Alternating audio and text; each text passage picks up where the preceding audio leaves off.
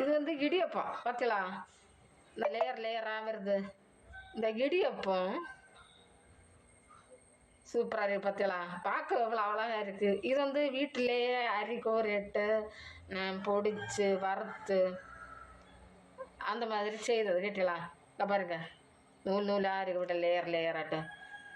இது பார்க்க எவ்வளோ அழகாக இருக்குது பார்த்தீங்களா. அது போல் சாப்பிட்டா சூப்பராக இருக்குது. அது கரையாங்க வச்சு சாப்பிடலாம். இதே போல் இடியப்பம் எப்படி பண்ணணும்னு பார்ப்போம். ஆனால் கேரளத்தில் இருந்து நூல் புட்டுன்னு சொல்லுவேன். நூல் புரோட்டா என்ன சொல்லுவாங்க. இது எப்படி பண்ணணும் பார்ப்போமா, வாங்க பார்க்கலாம். நான் வந்து இடியப்பத்துக்கு இவ்வளோ மாவு எடுத்துருக்கேன். இதில் கொஞ்சம் உப்பு போட்டு வரதும் தேவைக்கு. நான் வந்து இது வந்து பச்சரி வந்து கவுரை வச்சு நான் வந்து பொடிச்சு வறுத்து எடுத்து அரித்து எடுத்து வச்ச மாவாக்கு. இது வீட்டிலே வந்து இப்படி நல்ல வரவணும். உப்பு இது பட வரைக்கும் தேவைக்கு உப்பு போடலாம். இல்லை உப்பு குறவுன்னா கரையில் கொஞ்சம் கணக்காக போட்டாலும் போதும். உப்பு கூடாது, குறைஞ்சால். இது வந்து தண்ணி நல்லா கொதிக்க வைக்கணும். ஒரு பாத்திரத்தில் நல்லா கொதிக்கட்டும். இனி வந்து நல்லா கொதிச்சிருச்சு பார்த்தீங்களா. இனி இது அப்படியே சூடோடு வீசி வரவேணும். கொதிச்ச தண்ணியை வந்து நம்ம ஆற விடக்கூடாது. கொதிச்ச உடனே எடுத்து குறைச்ச வீட்டி நல்லா வரவேணும். கையண்டு வரவாதீங்க, ஸ்பூன் கொண்டு நல்லா வரவும். இந்த மாவில் வந்து கொஞ்சம் எண்ணெய் ஊற்றணும். கொஞ்சம் எண்ணெய் ஊற்றி வர வேணும். ஏன்னா நம்ம வந்து இடியப்பாச்சு உண்டுல்ல, அதுலேண்டு நம்ம மாவு வந்து நம்ம புளியும்போம் வெளியே வர கஷ்டப்படும். அப்போ அந்த எண்ணெய் உண்டுன்னா சீக்கிரம் கொஞ்சம் மாவு வந்து லூஸாக கஷ்டம் இல்லாமல் வரும். அதுக்காக இனி கை பார்த்தீங்களா, ஸ்பூனிட்டு விரவி அந்த மாவு வந்து ஆறும். அப்போ கைனாலேயே இதை இப்படிட்டு குறைச்சி வரவும். நல்ல சூடாறாது, சூடுண்டு. ஆனாலும் கையண்டு வரவேணும் இல்லை, கொஞ்சம் ஆறின வரும். கை வந்து மாவில் வைக்கிற அளவுக்கு ஆறின வரும். இப்படி வரவலாம். ஏன்னா ஸ்பூனிட்டு மட்டும் நம்ம குழச்செடுக்க முடியாது. அதனால எல்லாமே போட்டு வரவும். சப்பாத்திக்கு மாவு வரவில்லை, அதே மாதிரி பார்த்துக்கலாம்.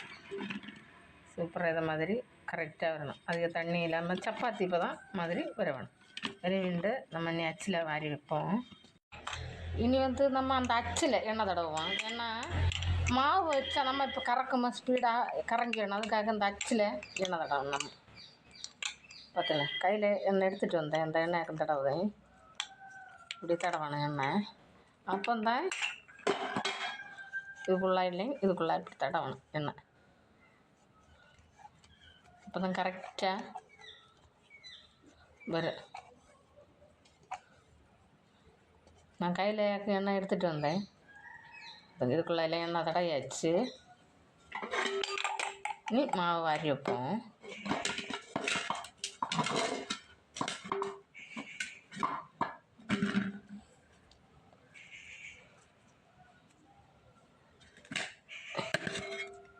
இந்த மாவு வாரி இந்த அச்சில் வைப்போம்.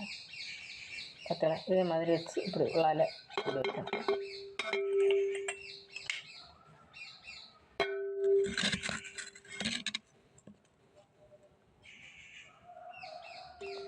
எவ்வளோ மாவு கொள்ளுதோ அவ்வளோவுக்கு வைக்கலாம். அதுக்குள்ள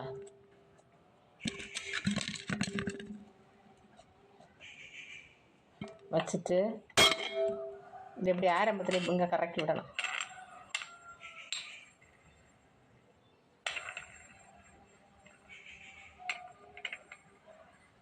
எடுத்து இதில் வச்சு இப்படி போட்டணும்.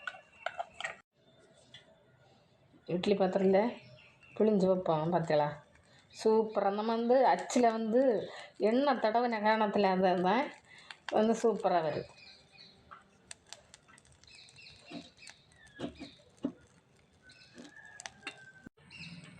இதை மாதிரி சூப்பராக கறக்கலாம். ஏன்னா வந்து அச்சில் வந்து எண்ணெய் தடவினே இல்லை, அச்சு கவுளால மாவுலேயும் கொஞ்சம் எண்ணெய் விட்டேன்.